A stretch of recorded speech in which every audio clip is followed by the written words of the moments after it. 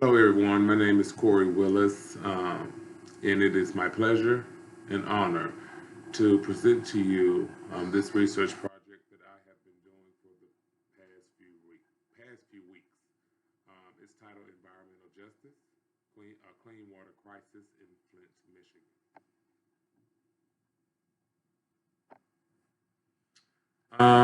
Let's start out with the introduction. I want to start off by explaining what environmental justice is. It is defined as the movement to ensure that no community suffers disproportionate environmental burdens or go without enjoying fair environmental benefits. Flint, Michigan is the largest city in Gwinnett County. It is currently suffering from environmental burden rooted in contaminated water. This burden of environmental justice has created health equity issues directly related to social determinants of health of the community. The water crisis served as an onset for supplemental issues amongst the community in Flint. These onsets affected not only the environment, but the way that the familiar structure were able to navigate without water, impacts on health and human performance, and the eventual integration of diseases. This case study provides an example of how the absence of interventions and disregard for the health and human rights with environments can lead to other negative occurrences as well. The problem, as described, Flint, Michigan has been subjected to a water contamination crisis from lead poisoning that has led to communities' inability to perform certain functions, utilize clean and safe water, and has increased the vulnerability to disease and mental health issues. This environmental issue has impacted the health equity of this community by crafting and sustaining ecological barriers to social determinants of health. According to the Center of Disease Control, health equity arises from the access of social determinants of health, which is achieved when every person has the opportunity to attain his or her full health potential, and no one is disadvantaged from achieving this potential because of social position or socially determined circumstances. The CDC defines the social determinants of health as these are conditions in the places where people live, learn, work, and play that affect a wide range of health and quality of life risk and outcomes. These conditions include economic, physical environment, health and health care, social and community context, and education. CDC explains water contamination pollution to be in reference to the investigation of Flint that we will focus on physical environment determinants as it investigates air and water quality coupled with housing and transit. The population and the water pollution prevalence. According to Schrader and Campbell, in most biotic factors, water consists of much of 90% of an organism mass. In human, this ratio is roughly 60%. Therefore, when water is contaminated by xenobiotic factors, life quality can be expected to be degraded immensely. The source of water can be the main source for these contaminations. In Flint, Michigan, the source of contamination were the exposure routes. In Flint, Michigan, I'm sorry, let's start back. The source of water can be the main source of contamination. The source of contamination were the exposure routes exactly.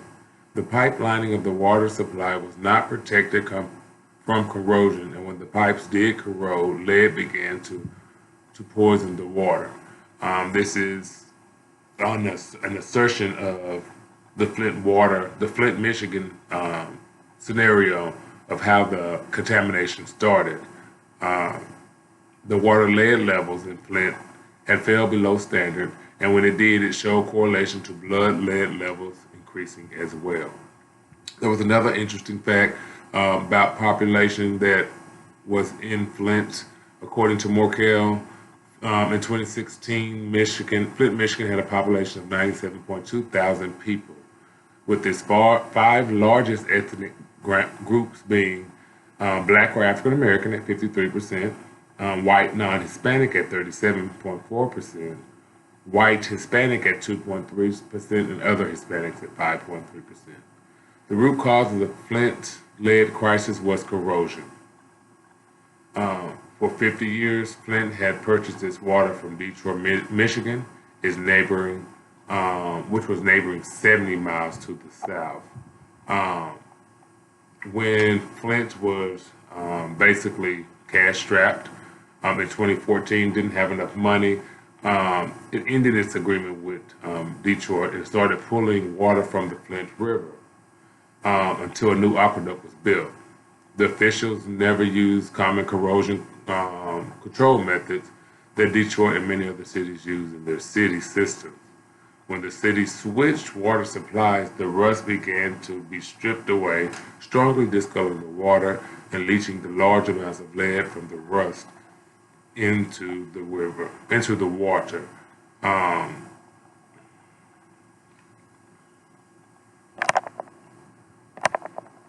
into the water. And so that goes back to when we were talking about the source of contamination um, in Flint with the pipelinings in the water. Um, the politicization of ecosystem technology was a large influencer on the persistent issues with the water system of Flint. Solutions and preventative strategies. There was no true or uniquely singular way to address this issue. However, it was addressed with a coupled strategy from public and private litigations in conjunction with community. For immediate, direct community response as it relates to donations and fundraisers, there were several organizations that assisted in first response activities based on news reports towards getting the community water. According to an article written by Guo and Tracy in 2020, exposure to toxic metals and metalloids such as arsenic and lead at levels of concerns was associated with this water crisis. The review evidenced the need for general and or preventative to corrective actions. This led to more exposure to the science of clean water and the importance of integration of scientific benchmarks and measures of success with lifelong adverse health consequences. As a result of the lead pollution in Flint's water, in the Flint water supply and the legal litigation, Flint introduced the new measures and subcontracts to ensure that the science informed the safety measure. A pair of scientific studies confirmed that lead contamination was presented in the Flint water supply. The city switched back to Detroit water system on October 16, 2015. It later signed a 30-year contract with the new Great Lakes Water Authority on November 22, 2017. Two political prevention strategies that were suggested and have implemented have been calls for Environmental Protection Agency reform, as well as an increased lead exposure awareness. The EPA reform is needed to prevent another Flint water crisis. It said, and that was from the argument that was presented in the Bloomberg Review editorial. It says that Flint and many other cities, including Philadelphia, Washington, and Chicago, use water testing techniques that underestimate lead levels. The second solution based on intervention presented was for an increase in lead exposure awareness.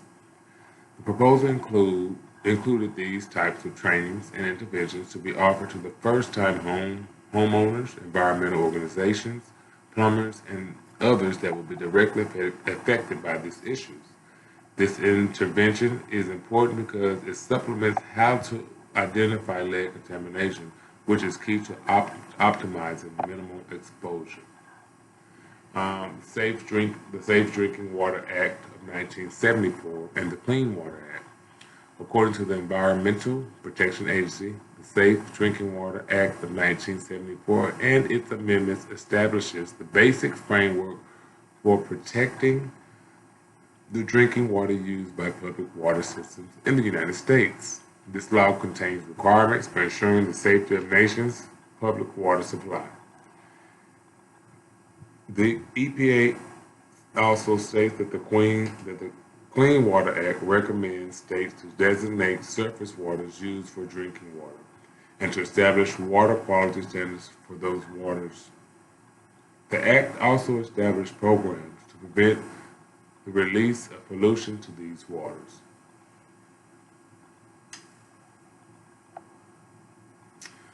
For intervention and recommendations, the innovation and disruptive progress can and should be applied for real results as it relates to anything justice.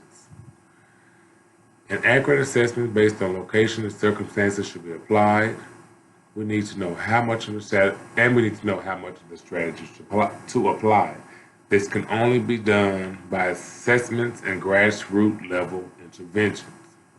We must continue to understand that the public health is information, informing a community about the immediate dangers surrounding them in the first line of defense. When essential support businesses that support social determinants of health, like hospitals, food banks, schools, are notified early of public health issues, then a collective effort can be made to address those issues.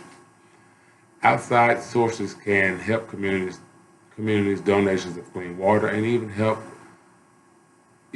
of healthcare due to the poverty of the location.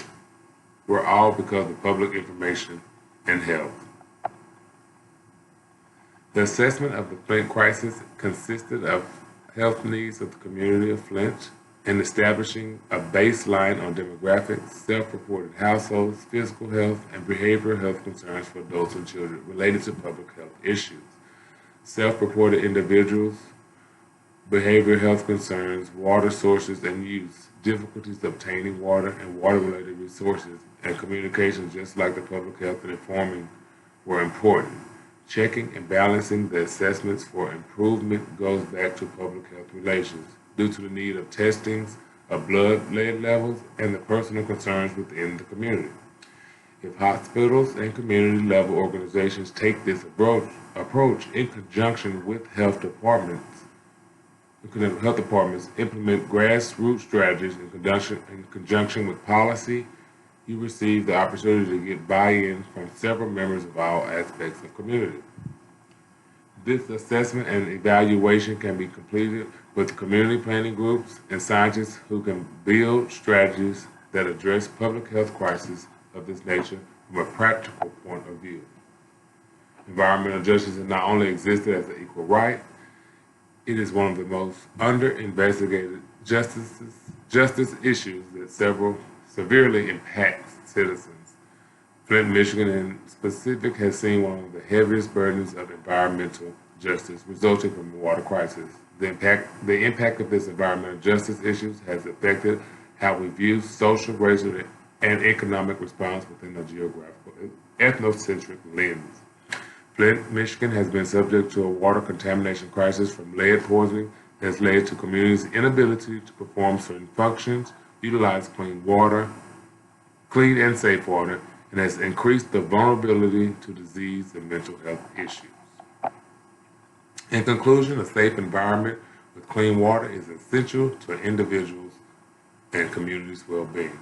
From federal agencies to grassroots level organizations to interventions, it is important to continue to educate and prevent instances such as water pollution, contamination from happening on the scale that it did in Flint. I thank you guys so much for your time. If you have any questions or concerns, you can email me at kwillis16@leomel.tamuc.edu. Thank you.